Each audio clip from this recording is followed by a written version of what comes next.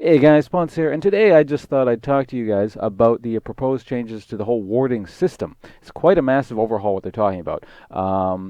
Made a previous video talking about how in pre-season 4 they're going to be testing out a lot of different sort of reworks in terms of sort of very basic core mechanics of the game.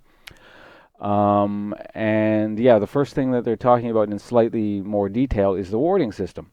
So I just wanted to point out that none of this has gone live on the public test realm. It probably won't for a little bit, but when it does, I'll sort of talk more from a position of experience and actual, gameplay videos in terms of all this stuff works. But if you want the original announcement and post by Riot, just click on the description below this video. I highly encourage everyone to do that because, they kind of go more in depth in terms of their reasoning for the changes. I'm more so just kind of highlighting what I think is important and sort of how I think it'll actually affect the game. Sort of my personal thoughts on it. But yeah, why don't we just sort of cover the changes? Basically, the primary things that they want to adjust is, well, first off, ward functionality. So basically, the important parts of this are green wards are largely unchanged. Pink wards are now no longer stealthed, but they have 5 hit points and they're cheaper. So that's actually quite an interesting change. It kind of makes pink wards seem more like a zone control placement kind of thing, and like a conscious zone control placement. Like you're actually legitimately placing down a flag and then going, "This is our spot on the map. We're here to defend it," kind of thing. Because if you leave the ward alone, it'll just get killed, which is fine. I mean, if you kill off an enemy ward, it's sort of done its job, at least the first stage of it. They also talk about later how basically if the team that's already ahead has more gold, all they do is place pink wards, and then the other team has no chance of coming back because they don't have the money to compete with said pink wards, and then they're stuck in their base, and it's kind of a snowball thing too. They called it an arms race, so it's basically whoever can hit the pink ward threshold and cover the map first would basically win. Now that's more of a competitive play thing. You're not really going to see, that kind of stuff in solo queue too much, but I think this is an interesting change. I kind of like this.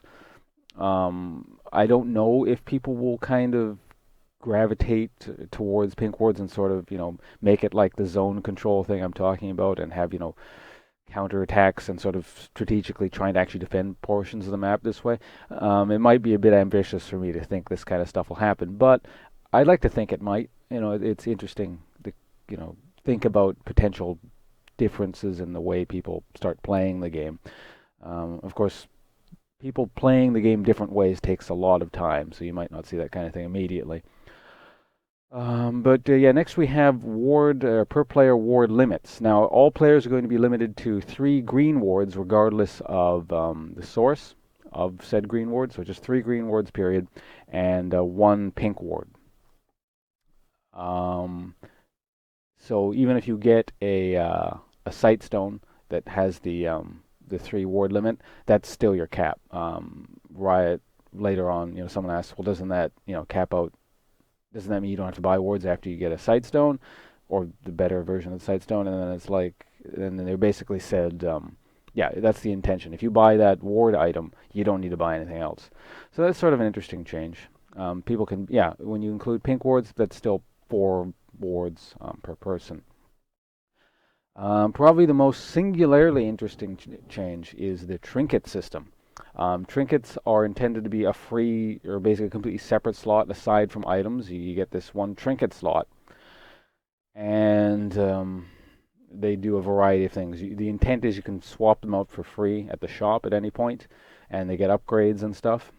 But their 3 basic types are sweeper, which it disables nearby wards that you click on for a short time, and it reveals what's it called? Reveals basically stealth wards and traps and stuff like that.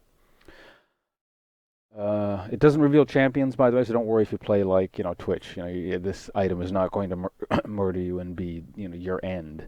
Um, Next we have totems, which is basically it sounds like the most basic form of trinket. It's like a ward placing trinket. It acts kind of like wriggles, essentially.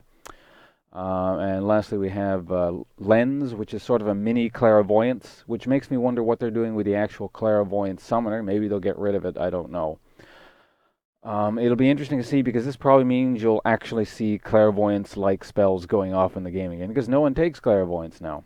Um, so yeah, that should be interesting. The one kind of potential problem I see with this sort of trinket thing is I can already see exactly what lanes are going to be um, taking these. I mean, this is from my context of playing in season three, and like I was saying, people always play a very specific way, and it takes time for people to change what they're set in, and then sort of the quote unquote meta to evolve, and people start thinking about the game in different ways. But if this was, for example, let's say just raw dropped into the middle of season three, top lane would take sweep, or top lane would take totem, very maybe rarely sweeper, if they're already ahead, kind of thing. And mid lane would also probably take totem all the time.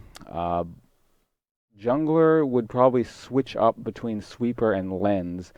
Most of the time, probably sweeper, maybe lens if they're trying to do this some sort of very aggressive counter jungle. But the fact that they're doing this would give it away. So I don't know. Bottom lane is probably where you'd see the most variance. I could see like support taking anything. An AD carry. Um, Probably AD carry again. Looks like I think he'd have options for whatever. I mean, you wouldn't need ward because totem because in theory the support would be keeping him safe. Sweeper maybe to help with like zone control kind of stuff. Maybe a lens to uh, help with face checking the bottom brush and that kind of thing. But again, like I said, this is me thinking purely from a season three context. Things could really get shaken up a lot. The other sort of problem is Totem seems, depending on how early you can get this, and I don't know if it's actually free or not. They may have mentioned it somewhere in the thread. I haven't seen anything on that. But if Totem is like a level 1 thing and you just place it down, that makes top lane especially sort of very, even more so an isolationist kind of, it's very hard to gank kind of thing, which from my perspective is a great thing. I love that. Like, maybe call this a bit of ego, but I'm extremely confident in my top lane play because I'm a top lane specialist. I do nothing but top lane. I am very confident I can pretty much always beat the other guy one-on-one if the jungler does not interrupt me. So it might encourage a lot more aggressive top lane play. I do like it from that perspective. From the perspective of the jungler, that kind of sucks. It's, maybe he'll have to invest in more ways of getting into the lane itself, which is a reasonable assumption. It shouldn't be free.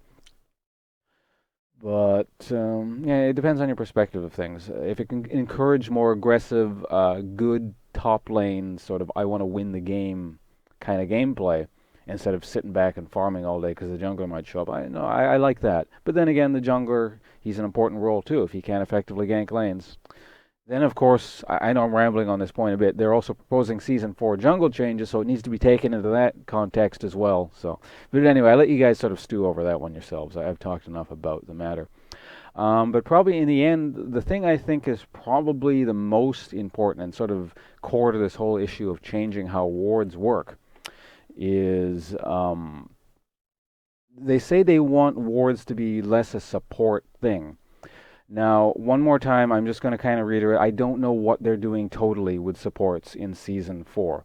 I'm coming, obviously, from it, coming at this from a very season 3 centric kind of understanding.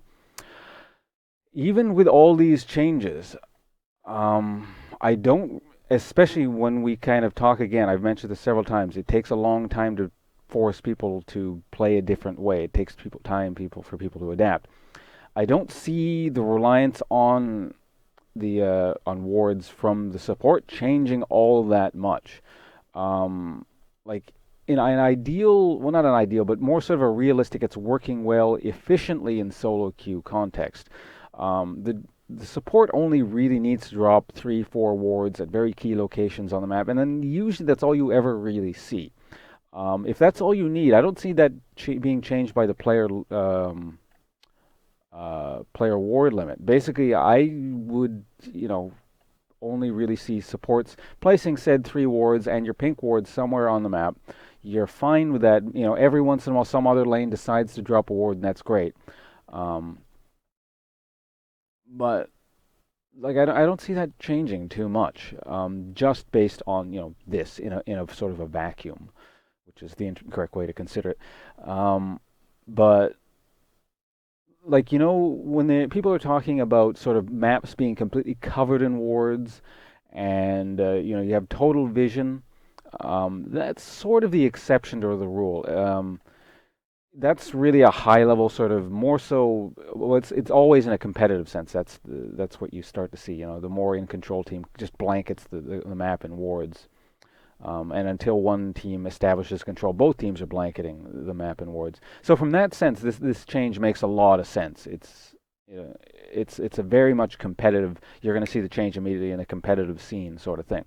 For normal solo queue and how much it affects us mortals, I don't see the change too much. If anything, ward coverage will probably go up because people start taking the totem wards, and so the non-support's going to be placing a ward every once in a while, more often than they are, and most likely the support will still be placing 3 wards and his pink ward, and that's largely what you're going to see, at least from my season 3 understanding of the game. I hope that changes up a bit. I mean, I don't think it's a terrible system, um, you know, but at least in the context of when supports need to cover the map in wards, it's no longer just his job because he or she is physically incapable of doing this now. But yeah, that's sort of my longer than intended ramble on the matter. Thanks for watching, guys. Hope you found sort of the way I think about words at least somewhat informative, or at least entertaining, because it's wrong or something. But see you guys around, and thanks for joining us. And I will, of course, cover the new basic system changes that are coming in from Season 4. It sounds like it's going to be a really, a big change all around to the game, and I look forward to it, because change is great. Do not fear it, unless it sucks, but I don't think it's going to suck. We'll see you guys around. Goodbye.